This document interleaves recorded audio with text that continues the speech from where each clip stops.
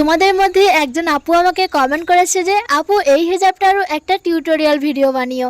তো তোমরা যখন চাও আমি কি না বানিয়ে থাকতে পারি বলো, তাই আজকে এই রেড কালারের হিজাবের টিউটোরিয়াল ভিডিওটা নিয়ে চলেই আসলাম। এই হিজাবটা আমি নিয়েছিলাম সানবীর ফ্যাশন কালেকশন থেকে। সত্যি বলতে হিজাবটা একটু ছোট এসেছিল আর কাপড় কোয়ালিটিটাও একটু পাতলা ছিল, তাই আমি এটা শুধুমাত্র ভিডিওর জন্যই ব্যবহার করি, বাইরে পরি না। যাই হোক, চলো আজকে যে হিজাব লুকটা তোমার সাথে শেয়ার করছি সেটা খুবই সিম্পল, আগের লুকটার মতোই কিন্তু একটু আলাদা। এই হিজাবটা তো আমার 2 থেকে 3টে সেফটি পিন লেগেছিল আর 2 থেকে 3টে হিজাব পিন লেগেছিল। বাঁ দিকের পাটটা যেমন ছোট রাখি তেমনই ছোট রাখতে হবে আর ডান দিকের পাটটা একটু বড় রাখতে হবে। তারপর মাথার উপরে সুন্দর করে একটা ভাঁজ দিয়ে গলার নিচে একটা সেফটি পিন এটা দিতে হবে। তারপর এই ডান দিকের বড় পাটটা বাম দিকে ঘুরিয়ে নিয়ে গিয়ে আবারও ডান দিকে মাথার উপরে ছোট্ট একটা পিন দিয়ে এটা দিতে হবে।